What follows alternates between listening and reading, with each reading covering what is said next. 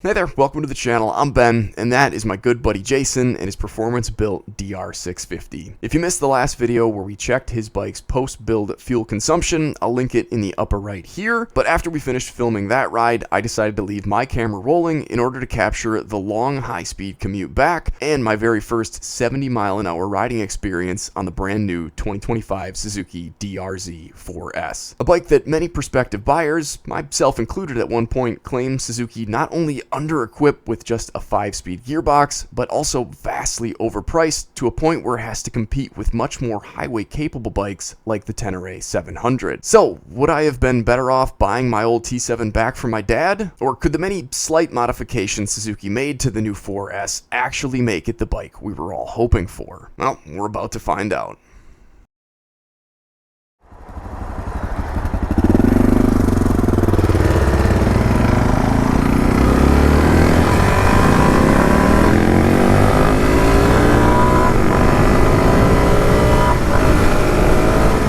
Boy, cruising at a constant 60, this thing sure feels, pretty darn smooth. There is just a tiny amount of vibration in the bars.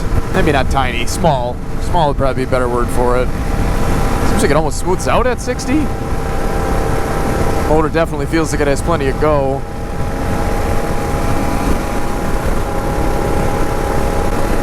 Drop the throttle, doesn't bog or anything.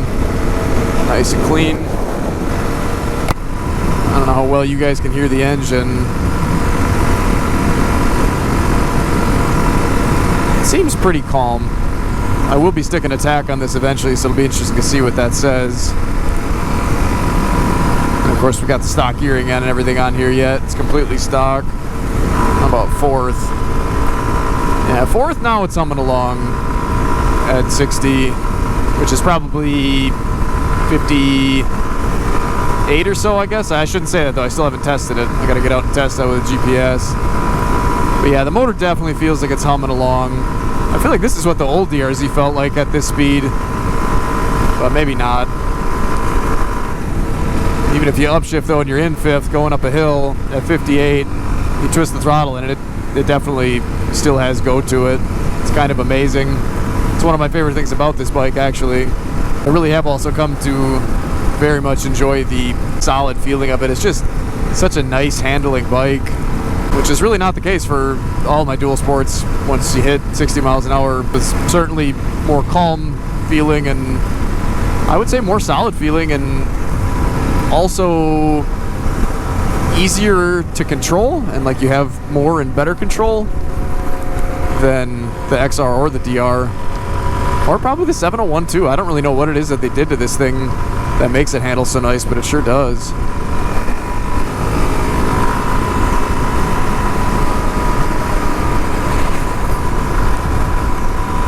I was gonna say that's 3 horsepower, but that's more than 3 horsepower there. What do we have? 38? Claimed? Jason's DR650 up there with the full system. I don't know, he might be pushing more than 40 at the wheel. No, he wouldn't. At the crank. More than 40 at the crank.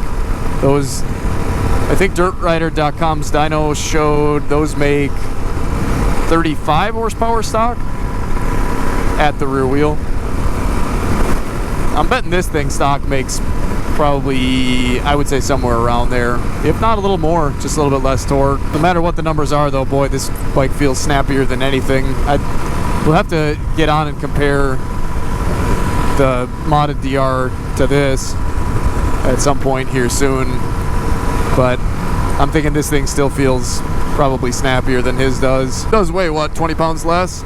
This one's 330 something, and that's 369 or 70. Other than the seat being fairly uncomfortable just because it's not very wide, I would say this bike in general is probably one of the nicest to ride at 60 miles an hour from a vibration standpoint anyway, and really from a power standpoint too, and a braking standpoint. The brakes work far better and will stop you far quicker on this bike in comparison to the XR or the DR, or probably the 701. And partially that's because it's lighter, but I think the rotors are also a lot bigger and or designed somewhat recently rather than 30 years ago. At about 50 in fifth gear, this bike definitely feels a bit calmer. The bars move a little bit less, but I think that probably is kind of my preferred speed, especially without any wind protection. Yeah, 60 though is just really pretty darn comfy. I don't mind that at all. Other than that seat, I think I could do this for a long time. Parallel twin would of course be much smoother from a bar standpoint, but I don't really feel anything through the rubber inserts on the pegs hardly. Handlebars, I guess, do have a bit of a buzz. Which is a good thing that I'm doing this test, because I'm about to take these bar end weights off of here and put hand guards, full wraparound hand guards on. So it'll be interesting to see what happens then.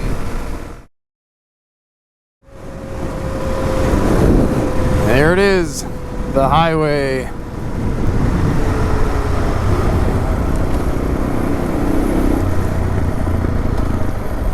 Let's see how the 398 does.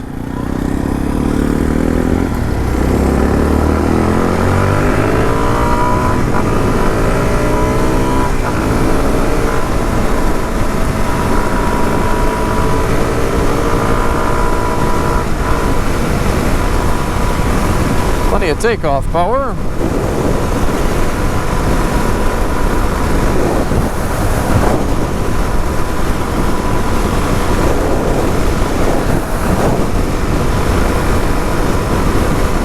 So 65 actually feels maybe even a little bit smoother than 60. Seems like there's just a certain RPM that you hit that's just like a sweet spot where it's just very smooth. That's nice. I feel like the seat maybe picks up a little vibration then, but the bars seem to calm down. As far as the handling, definitely feels nice and solid. Maybe a touch squirrely if you give the bars a little bit of input, which of course you don't want to do, but in certain situations when you're trying to get around cars or emergency situations, you might have to twist the bars quick. So I like to, not that I'm suggesting that you should do that, but I like to kind of get a feel for it just so I know how the bike's going to react. 70 miles an hour, the bars definitely pick up some vibrations. Is it enough that it would make your hands go numb after a while? Possibly. It's certainly not a pleasant feeling, and maybe some different grips would help that. The rest of the bike feels good. Maybe picking up a little bit of vibration through the rubber inserts and the foot pegs. Not much. Seat feels okay, and I'm kind of sitting almost on the strap of the seat. Kind of get down a little bit more, and it really is not bad. I mean, it's certainly doable to ride it at this speed. It's just not something that I think is going to be incredibly enjoyable, just because the handlebars really do move quite a bit. The engine, however, I mean, does not feel stressed. There certainly isn't as much get up and go power there yet, but there is some. If we go to 55, yeah, then it feels like the engine could maybe use a drop-in gear. Let's try that. 55 or 65. Drop to fourth, move to 70. Yeah, not a ton of power, but there's some there. Enough. So I think it's certainly capable. It's just a matter of maybe finding something that'll smooth the bars out a little bit more. But other than that, yeah, I mean, I think this bike is probably better on the highway, or at 70 anyway, than I remember the old DRZ400 being. And you guys that have the old DRZs have to let me know how your riding experience compares to what I've described. Obviously I have no wind protection, so I'm getting blown around quite a bit. It's not really my favorite thing, but I mean, if you have to hop on the highway for just a little bit, it's certainly doable. I think eventually I'll probably put a little bit of wind protection on here, but honestly, I think this bike is just about at its prime at right around 60, and then you don't really need the extra wind protection or anything. It just is a much nicer speed to cruise at, and much safer too. But of course, some of us have to get on the highway sometimes, and I think this is certainly a bike that can do it. It's just not a bike that I would buy specifically to do it or to do it for a long time. But it's doable. The seat is certainly not what I would call comfortable, partially because I'm sitting on that strap, but just in general, the XR and the DR seats are much wider and much nicer to sit on. This one, my butt gets pretty sore pretty quick.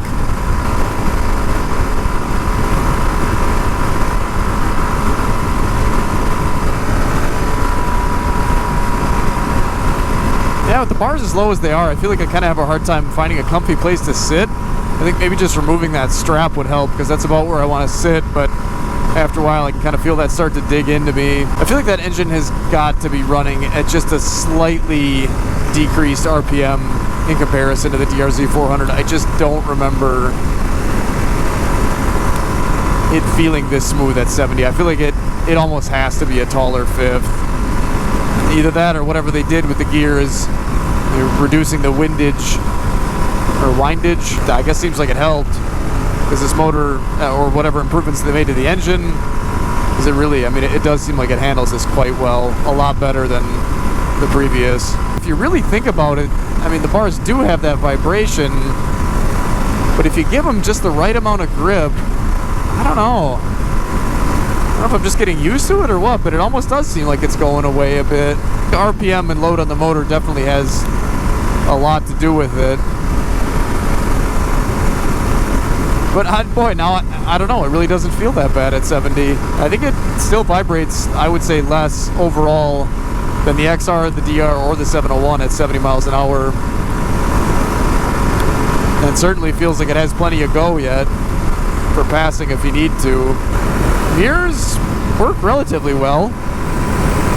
A little bit of vibration to them, but not as bad as the 701. Yeah, I don't know. My initial assessment was that they just picked up so much vibration, but I guess maybe that is just because, well, from 60 to 70 they do pick up some vibration. Certainly not enjoying the wind blowing me all around, especially after riding the XR650 with the nice windshield that I've got on it now.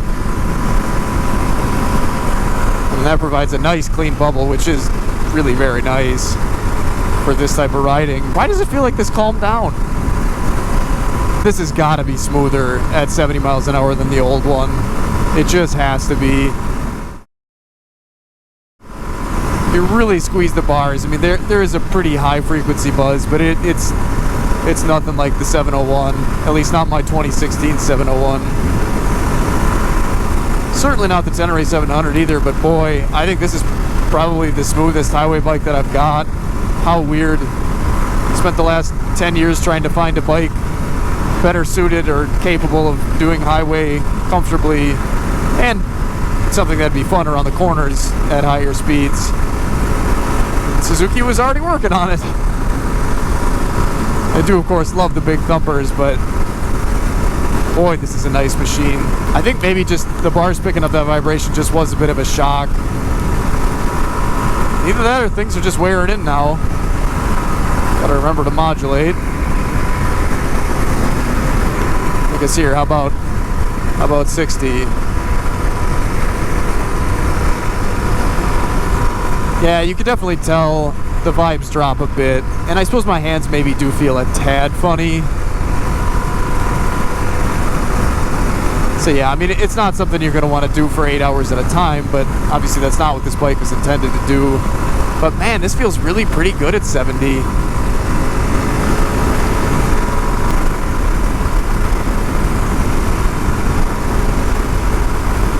That seems to handle nice too. Here's some bumps. High-speed damping seems to work good on the rear. Yeah, I mean, I certainly feel tall and, you know, way up in the air. I mean, you definitely don't need 11 inches of ground clearance or whatever this has for highway riding. Lowering it would probably make it feel a little bit better at these speeds. But boy, I mean, this is not a bad highway bike at all. Not a bad bike on the highway. It's a bad highway bike, if that's what you're buying it for, but boy, this thing sure is capable. A lot of you guys are saying that you didn't think this was worth it specifically, or wouldn't buy it specifically because it doesn't have a 6th gear, but I think maybe they did the right thing by keeping the bike a little bit lighter, a little bit more simple without a 6th gear. And just by moving this fifth up like they did, I just can't believe they didn't advertise that or say something about it. But I mean, I think it's got to be taller. If it's not, like I said, whatever they did to the motor and transmission and gears sure seems to have helped it out. And this is more fueling, I think, than anything. But at 70, if I drop the throttle, I mean, if I drop it to nothing, I mean, it's totally fine. It's not like it's wound out. What an awesome machine, Suzuki. I definitely underestimated you. Yeah, I mean, those bars are vibrating, but it is really not that bad. It is, I think, something that's definitely doable for at least an hour or so, if not more, if you had to. And again, if you did something with different bars or different grips, it'll be interesting to see what my wraparound handguards feel like then, I suppose. But man, that really does not feel bad at all. Got probably 20 some miles on the highway so far. And yeah, my biggest complaint is just my butt, really, on this uncomfortable seat. Everything else feels pretty darn good. Even the wind doesn't bother me that much, as long as I'm not getting a crosswind. Moving around a bit certainly feels comfortable enough. I suppose the real test will be how my hands feel when I'm stopped, or when I'm not going this fast anymore. I would not have guessed that this was going to be the best bike in the garage for highway travel. How funny. It'll be interesting to test bikes like the DR and the XR and the 701 side by side with this on the highway. We'll have to do that sometime too, just to make sure. It's kind of hard to keep track of something like that or to even quantify it unless you're going right from one to the other. But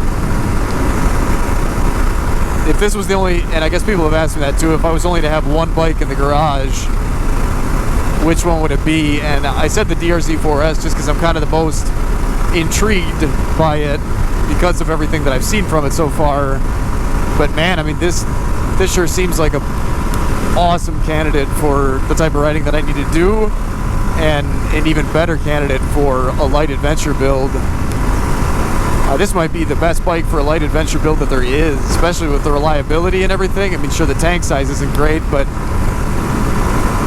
I don't know that I'd really want to sit on this seat for more than 120 some miles anyway. And I think you could maybe squeeze almost 140 out of it. Of course, depending on how you're riding. I get about 60 miles to the gallon with it, maybe a little more.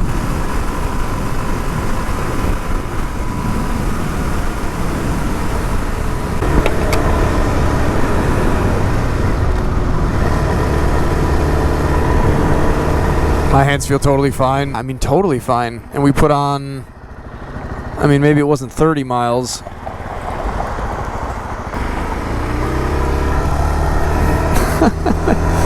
How did Jason end up behind me again?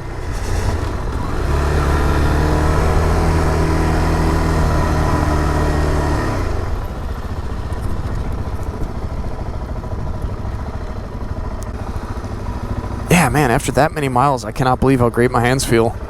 What an awesome bike. What's that? Yeah, I was going to check it. How'd you end up behind me? I didn't see you behind me. I pulled off and actually texted you. I'm like, you all good? There must have been one behind me when I wasn't looking.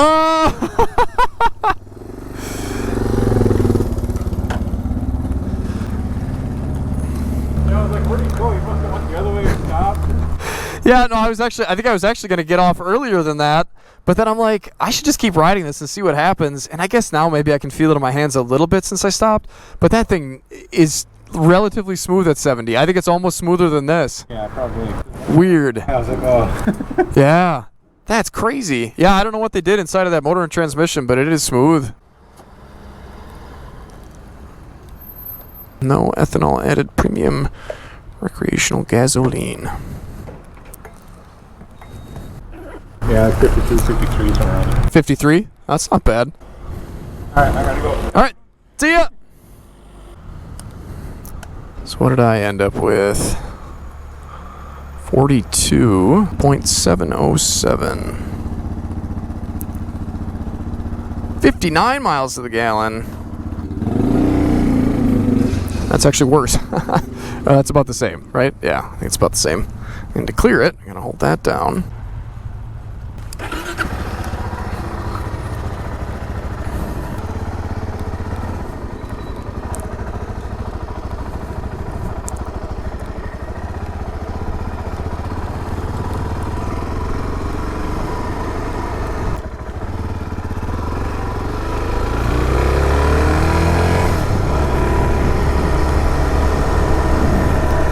Yeah, I mean, I think I would certainly prefer riding this bike. Well, of course, off-road, because that's where I prefer to be any time. But I think this bike is more enjoyable at lower speeds. But I mean, it is not a bad bike to ride in the highway. I cannot believe that I'm going to say this, but I think I would take this, other than the seat, over either of my other bikes. Granted, I do like to have a little bit of wind protection. That is something that, like I said, we will probably add to this eventually. But man, this is an amazing bike with just an amazing range of capabilities, meaning can chug along at 6 miles an hour without even putting a hand on the throttle for slower speed stuff, but also, I mean, it's humming along at 70, but it is not nearly, I think, as bad as a lot of people assumed that it was going to be when they found out that it wasn't going to have a 6-gear. Man, I just cannot believe that. What a nice package that this bike is.